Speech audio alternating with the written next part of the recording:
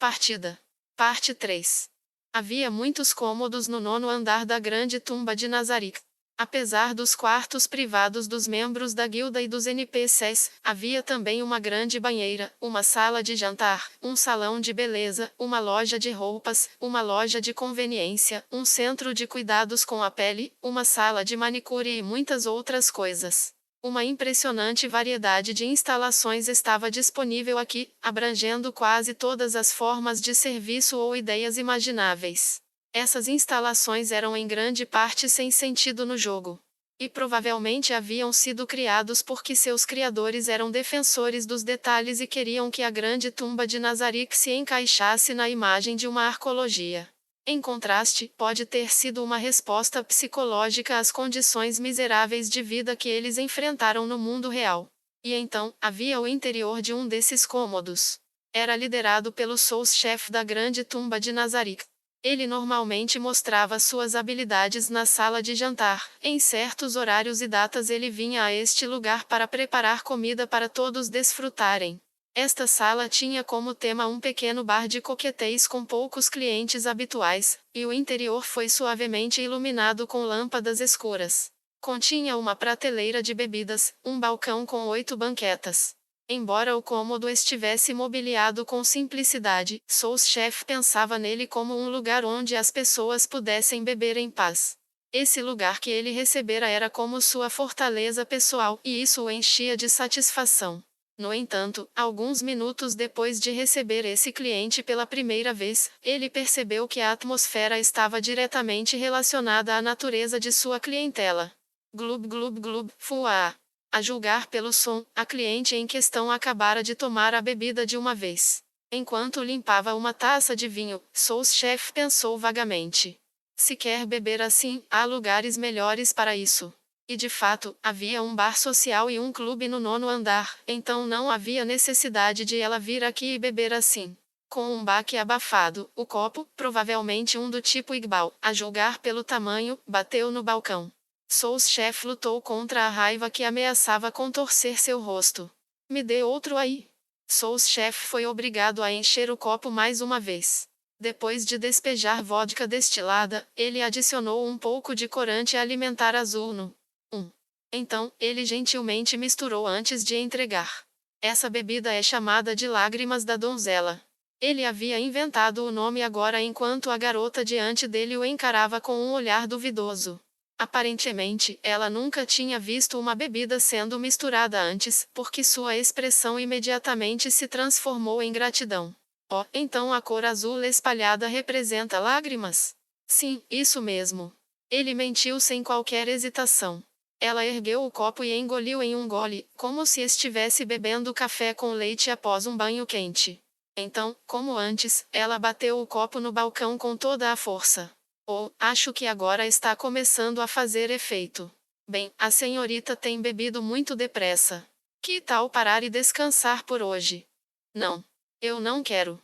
Entendo. Sous-chefe pegou o copo e começou a limpar novamente. Sua irritação cresceu quando a garota olhou para ele. Se quer falar algo, vá em frente e fale. É por isso que as mulheres são tão complicadas. Meus clientes devem ser senhores elegantes, não mulheres irritantes. Bem que eu poderia banir as mulheres deste lugar. Não, acho que não. Isso desrespeitaria os seres supremos. Peço perdão, mas qualquer um na minha situação pensaria o mesmo. Esta mulher tinha sido convidada aqui por ninguém além de si mesma. Quando ele a encontrou no nono andar, ele a viu por trás e temia que ela estivesse deprimida. Assim ele puxou assunto com ela, algo que agora lamentava amargamente. Ainda assim, já que foi ele quem a convidou, era seu dever tratá-la com respeito cabível a um dono de bar. Eu preciso ser hospitaleiro, mesmo que seja servindo drinks. Se bem que eu posso unir o útil ao agradável. Depois de se preparar psicologicamente, ele perguntou: há algo errado, Chaltear-sama? Naquele momento, a garota, Chaltear, abriu a boca. Parece que ela estava esperando por essa pergunta há muito tempo. E também parecia que o palpite dele estava errado. Desculpe, eu não quero falar sobre isso. Está de sacanagem com minha cara? E então seu rosto enrugou em uma carranca. No entanto, Chaltear não conseguia interpretar as expressões faciais de um Myconid, e por isso ela não deu bola. Em vez disso, ela usou o dedo para brincar com o copo diante dela. Eu acho que estou um pouco bêbada. Não me diga. Até parece. Chaltear poderia ter sentido que estava bêbada, mas Souschef estava totalmente convencido de que não era o caso. Embriaguez era semelhante a ser envenenado. Assim, era impossível que alguém imune a veneno se intoxicasse. Por ser um tipo de morto-vivo, Chaltear era imune a veneno, então ela não poderia estar bêbada. O fato era que as pessoas que vinham para cá retiravam os itens que as tornavam imunes a veneno ou vinham aproveitar a atmosfera, já que sabiam que não se embriagariam.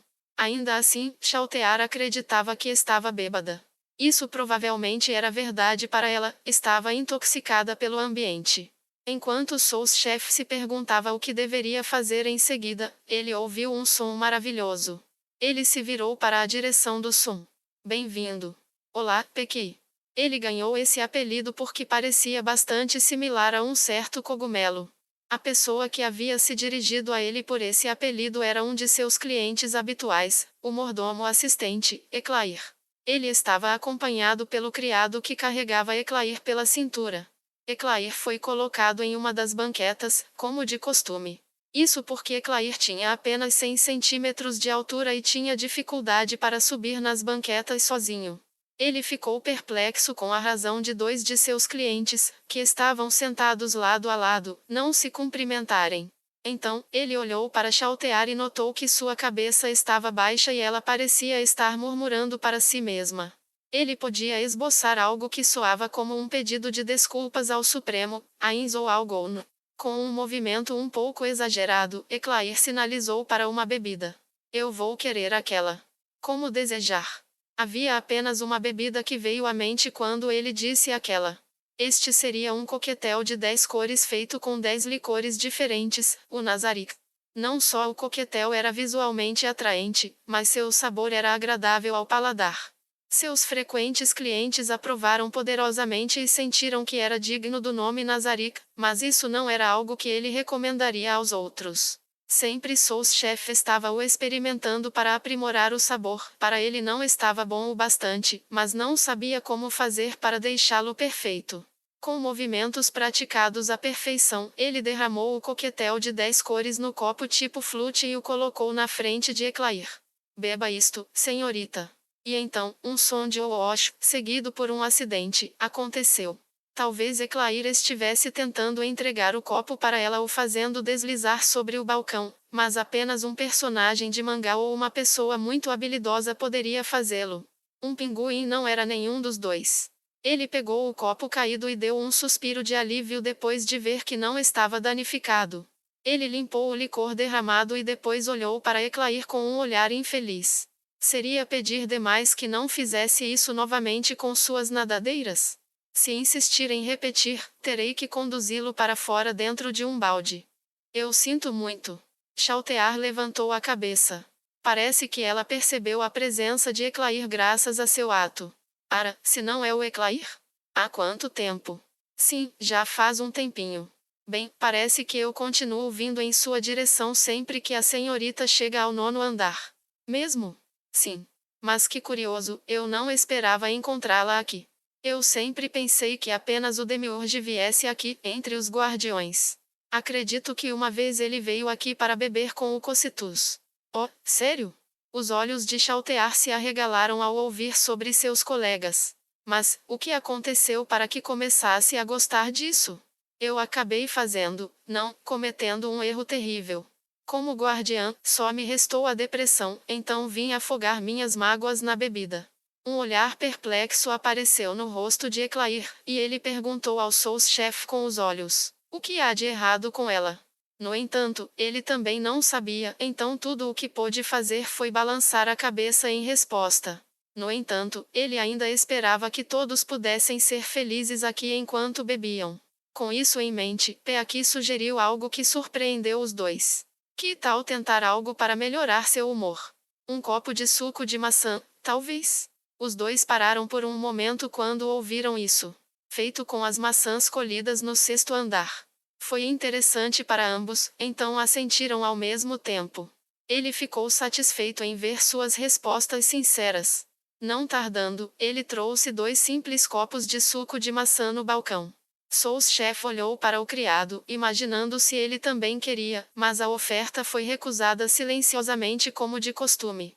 Naturalmente, ele tinha um canudo para Eclair, que era uma ave. O gosto é delicioso. É muito bom, mas falta algo, talvez não seja doce o suficiente. Esse foi o comentário que os dois fizeram depois de beber suas bebidas de uma vez. Bem, não posso fazer nada quanto a isso. Eu já comi essas maçãs antes, elas não são tão doces quanto as que estão guardadas em Nazarick. Existe uma macieira no 6º andar? Eu não me lembro de nenhuma. Aparentemente, Chaltear tinha ouvido falar disso antes, pois ela respondeu em seu lugar. Essas seriam as maçãs que o Ain-sama trouxe.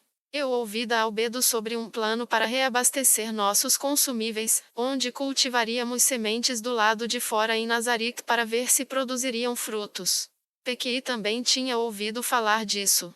Ele também recebeu ordens de usar todo tipo de comida do lado de fora para fazer pratos, a fim de ver se eles poderiam aumentar os atributos de quem se alimentasse com elas.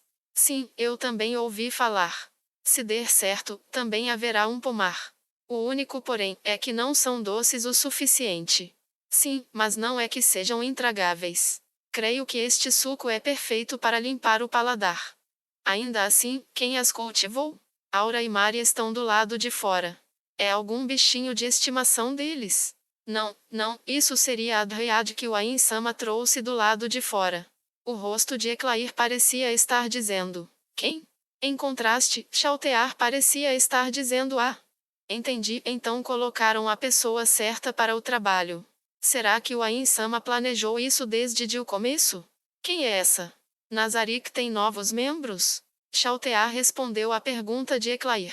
Ele já tinha visto uma Dryad antes, mas não conhecia essa. Assim, ele prestou bastante atenção no assunto. A Dryad havia sido trazida após a batalha para avaliar a capacidade de lutar em grupo dos guardiões. Aparentemente, houve algum tipo de acordo com a Dryad que resultou no fato da Dryad ser trazida a Nazarick para criar um pomar de maçãs. Isso quer dizer que Nazarick nunca para de evoluir, está constantemente melhorando, concordam? Os dois assentiram para as palavras de Eclair. Quanto ao Sous-chef, até então ele não tinha certeza sobre os detalhes deste assunto e os planos futuros para a grande tumba de Nazarick. Todavia, ele agora entendia que o último ser supremo que permaneceu aqui, Ainzo Algon, estava tentando manter sua força neste mundo e planejando aumentar ainda mais seu poder. Entendi. Isso significa que, no futuro, Nazarick pode ter muito mais recém-chegados como a Dryad, é isso? Chaltear inchou suas bochechas em desgosto depois de ouvir as palavras de Eclair. Eu certamente espero que não. Como podemos deixar essas gentalhas andarem livremente sobre os lugares que os seres supremos construíram? Ele também sentia o mesmo e não pôde deixar de franzir a testa enquanto pensava sobre as moradas dos seres supremos sendo manchadas por pessoas de fora. No entanto, houve uma coisa que ofuscou esses sentimentos. Ainda assim, temos que suportar isso, porque essa é a vontade de Ain-sama. A palavra do Ser Supremo, Ainzo Algon, era absoluta. Se ele dissesse que algo branco era preto, então certamente ficaria preto. Eu não pretendo desafiar nenhuma decisão do Ain-sama. Os outros dois assentiram para o bramido de Chaltear.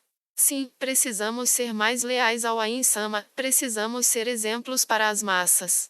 E tenho plena certeza de que, depois do que a senhorita fez, ninguém mais ousará trair o Ain-sama. Exatamente. O que me diz, Chaltear? Quando a hora chegar, tenho certeza que a senhorita será. Eclair começou seu discurso de recrutamento usual, e nunca bem sucedido, mas foi abafado por um grito bizarro. Não, oh! Chaltear agarrou a própria cabeça enquanto gritava diante deles. Suas lamentações eram preenchidas com promessas de lealdade. O que aconteceu? Ela parecia estar bem agora mesmo. Em resposta à pergunta de Eclair, Sous-chef apenas balançou a cabeça e os ombros. Sei lá.